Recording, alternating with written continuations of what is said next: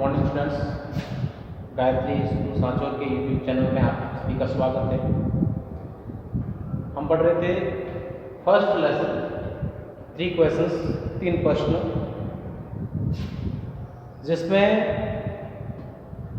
हमने आज तक पढ़ा कि एक राजा के दिमाग में एक दिन एक विचार आया कि मैं 3 चीज़ों के बारे में जान लूँ तो जो है वो मैं कभी भी जीवन में असफल नहीं हो सकता।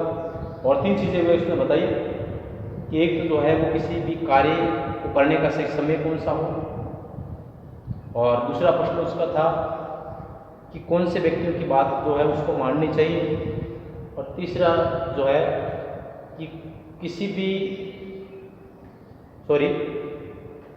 कौन सा कार्य जो है वो उसके लिए महत्वपूर्ण है, यानी किसी कार्य को करने का उचित समय और बातें सुनने के लिए, सलाह मानने के लिए उचित या महत्वपूर्ण व्यक्ति या उसके लिए महत्वपूर्ण कार्य। ये 3 प्रश्न थे। 3 प्रश्नों के उत्तर जानने के लिए उसने अपने संदेशवाहक को बुला करके अपने पूरे राज्य में भेजा था। संदेशवाहक से संदेश प्राप्त करके बहुत सारे बुद्धिमान व्यक्ति जो है उसके राज्य में आए और उन्होंने उन 3 प्रश्नों के, राजा के 3 प्रश्नों का उत्तर देने का प्रयास किया। सभी ने अलग अलग उत्तर दिए, सभी एक मत नहीं थे। सभी विद्वान तीनों प्रश्नों के सभी ने अलग अलग उत्तर दिए, और उनके उत्तरों को सुन करके राजा जो है वो संतुष्ट नहीं हुआ, और न ही उन्होंने किसी को पुरस्कार दिया। उसके बाद राजा ने सोचा कि मेरे इस उत्तरों को जानने के लिए मुझे एक प्रसिद्ध सन्यासी की सहायता लेनी चाहिए, सलाह लेनी चाहिए। राजा द्वारा इच्छित तपस्वी जो है वो एक जंगल में रहता था। वो जंगल में से कभी बाहर नहीं जाता था और वह केवल आम लोगों से ही मिलता था। इसलिए राजा ने साधारण कपड़े पहने, अपने घोड़े पर बैठ करके अपने अंगरक्षकों के साथ वो उस सन्यासी की कुटिया की ओर चल पड़ा।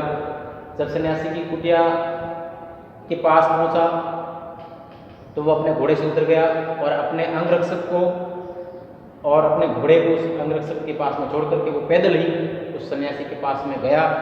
सन्यासी ने जब उसको देखा तो सन्यासी जो है वो अपने घर के सामने खड्डा खोद रहा था। सन्यासी बूढ़ा था, कमजोर था और अत्यधिक परिश्रम के कारण वो सांस की मुश्किल से ले पा रहा था। उसने राजा को देखते ही राजा को अभिवादन किया। राजा ने अपने प्रश्न उन सन्यासी को कहे, उस सन्यासी को कहे। सन्यासी ने ध्यान से उन प्रश्नों को सुना और अपना काम जो है उसको जारी रखा। राजा ने फिर कहा कि आप फावड़ा मुझे दो, आप बहुत थक गए हैं, मैं आपके लिए जो है वो खोदता हूँ। सन्यासी ने उसको फावड़ा दे दिया और वो जमीन पर बैठ गया। राजा काफ़ी देर खोदता रहा। उसके बाद उसने सन्यासी को अपने प्रश्न वापस दोहराए। सन्यासी ने कुछ नहीं बोला। सन्यासी खड़ा हुआ। सन्यासी ने कहा कि आप फावड़ा मुझे दो, अब आप रेस्ट करो। लेकिन राजा ने उसको फावड़ा नहीं दिया। वो लगातार खोदता रहा। 1 घंटा बीत गया, 2 घंटे बीत गए। ऐसे करते करते जो है वो सूर्यास्त हो गया। तो राजा ने थक करके उस सन्यासी को कहा कि बुद्धिमान व्यक्ति, मैं आपके पास मैं प्रश्न लेकर के आया था। अगर आप चाहते हो कि मुझे जो है वो प्रश्नों के उत्तर नहीं देना चाहते हो तो जो है वो मैं वापस चला जाता हूँ, आप मुझे ऐसा कह दो। तभी सन्यासी ने कहा कि एक व्यक्ति जो है वो दौड़ता हुआ आता है उनकी तरफ। राजा ने पीछे मुड़ करके देखा तो एक दाढ़ी बड़ा व्यक्ति जो है वो दौड़ते हुए उनकी तरफ आ रहा था, अपने पेट को दबाए हुए था। वो उनके पास आते ही गिर गया। तो सन्यासी और राजा ने जो है उस व्यक्ति के पास में जाकर के देखा तो उसके पेट से खून बह रहा था। जब उसने उन दोनों ने मिलकर के उसके कपड़े हटाए तो जो है वो वहाँ बहुत गहरा घाव था। राजा ने उस घाव को बार बार धोया, अपने रुमाल से उसको ढका और तब तक उस घाव को धोता रहा जब तक जो है उसका खून जो है वो बंद नहीं हो गया बहना। उसके बाद उन दोनों ने मिलकर के उसको अंदर ले जा करके बिस्तर पर सुला दिया। अब जो वो व्यक्ति जो है वो अच्छा महसूस कर रहा था। राजा भी अत्यधिक थकान के कारण पास में ही फर्श पर जो है वो सो गया। जब सुबह हो जाएगा तो काफ़ी देर तो उसको समझ में नहीं आया। उसके बाद उसको याद आया कि वो जो है वो कहाँ है और सामने जो अजनबी व्यक्ति बैठा है वो कौन है। जब उस अजनबी व्यक्ति ने राजा को जागे हुए देखा तो उस अजनबी व्यक्ति ने कहा कि मुझे माफ़ कर दो। तो राजा ने कहा कि मैं आपको जानता नहीं हूँ और ऐसी कोई बात मुझे मालूम नहीं है जिससे कि आपको मैं माफ़ कर दूँ। तो उसने कहा, उस व्यक्ति ने कहा कि आप मुझे नहीं जानते लेकिन मैं आपको जानता हूँ। मैं आपका वो दुश्मन हूँ जिसने आपको मारना चाहा, क्योंकि आपने मेरे भाई को मार दिया, मेरी संपत्ति जो थी वो उसको आपने हथिया लिया। इससे मैं आपको जो है मैंने आपको मारने का मन बना लिया था। मैं जानता था कि आप जो है वो सन्यासी के पास में अकेले गए हैं और वहाँ से आप जब वापस लौटोगे तो मैं आपको मार दूँगा। लेकिन जब सूर्यास्त हो गया, आप वापस नहीं लौटे, तो मैं मेरे छिपने के स्थान से बाहर निकला और जो ही मैं बाहर निकला तो मेरा सामना आपके अंगरक्षक से हो गया। उसने मुझे पहचान लिया और मुझे घायल कर दिया। मैं किसी भी तरह बच करके उससे यहाँ आपके पास आया। आपने मेरे घाव को धो करके मुझे मेरा जो है वो उपचार किया और मुझे मेरी जान बचाई। इसलिए मैं जो है अब अगर मेरा जीवन रहा तो मैं ज़िंदगी भर जो है वो आपके एक वफादार नौकर की तरह सेवा करूंगा और उसके बाद मेरे पुत्रों को भी मैं यही आदेश दूंगा। तो ये बात जो है वो उन्होंने इससे पीछे वाले वीडियो लेक्चर्स में जो है पढ़ी और पिछले वाले वीडियो लेक्चर आपने सुन लिए होंगे और नहीं देखे हैं, नहीं सुने हैं तो आप जो है वो आपके पास या चैनल में, यूट्यूब चैनल में पड़े हैं, आप जो कभी भी जो है उनको देख सकते हो।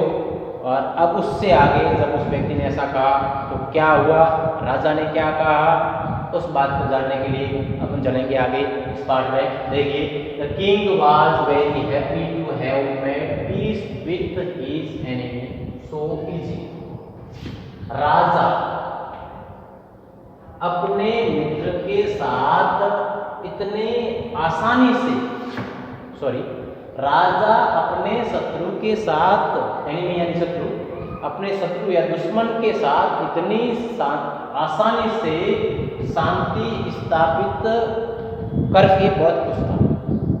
उसका दुश्मन था वो और बड़ी आसानी से जो है उस अपने दुश्मन के साथ शांति स्थापित हो गई।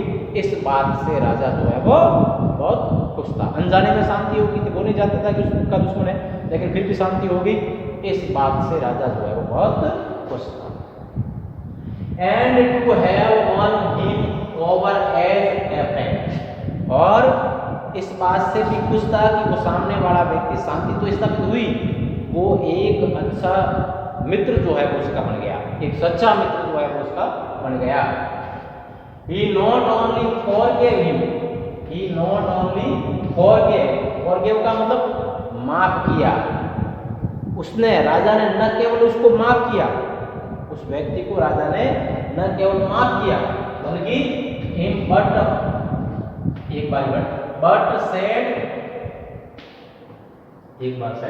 said he would send his servants and his own doctor to look after him. मतलब देखभाल करना। राजा ने न केवल उसको माफ किया बल्कि उसको कहा कि मैं मेरे नौकरों को और मेरा जो पर्सनल जो निजी चिकित्सक है उसको तुम्हारी देखभाल करने के लिए भेजूंगा। And he promised to give back the man his property, और उसने वायदा किया, इस बात का भी वादा किया कि मैं जो तुम्हारी संपत्ति मैंने दियाई थी उसको मैं वापिस तुम्हें दे दूंगा। ठीक है। लिविंग द बाउंडेड मैन का मतलब घायल व्यक्ति, उस घायल व्यक्ति को छोड़ते हुए living, the king went out of the हट, किंग जो है उस कुटिया में से बाहर गया। एंड लुक्ड अराउंड, और चारों ओर देखा, और धार्मिक सन्यासी को ढूंढने के लिए उसने चारों ओर देखा। बिफोर गोइंग अवे, वापिस जाने से पहले, he wished once more to get on first, एक बार वो वापिस अपने प्रश्नों के उत्तर जो है वो अपने प्रश्नों को पूछना चाहता था। कहने का मतलब ये है कि वो वहां से वापिस रवाना होने से पहले एक बार वापिस अपने प्रश्नों को उस हर्मिट से, उस सन्यासी को पूछना चाहता था, जिससे कि उसको उत्तर प्राप्त हो सके। द हर्मिट है यहाँ पर, हर्मिट, यहाँ पर हर्मिट है, यहाँ पे जो हर्मिट, ठीक है, ये है वाज ऑन, ठीक है, hermit was on his knees. जब वो बाहर आया, चारों ओर देखा तो उसने पाया कि हर्मिट जो है वाज ऑन हिज नीज, अपने घुटनों के बल बैठा हुआ था, सोइंग सीड्स, बीज बो रहा था। सो का मतलब होता है बोना, सोइंग यानी बो रहा, सीड्स यानी बीज बो रहा था। इन द बेड्स, क्यारियों में, that had been dug the day before, जो राजा और उस हर्मिट ने, उस सन्यासी ने एक दिन पहले जो क्यारियां खोदी थी घर के सामने, उन क्यारियों में सन्यासी जो है वो अभी बीज बो रहा था। The king went up to the hermit, राजा उस सन्यासी के पास में गया, एंड से, और कहा, फॉर द लास्ट टाइम, आखिरी बार, आई बेग यू, मैं आपसे निवेदन करता हूं, प्रार्थना करता हूं, टू आंसर माई क्वेश्चंस, मेरे प्रश्नों का जवाब देने के लिए। वाइस मैन, बुद्धिमान व्यक्ति, मैं आपको पुनः एक बार जो है वो, आखिर बार जो है वो मेरे प्रश्नों के उत्तर देने का निवेदन करता हूं, ऐसा उसने कहा।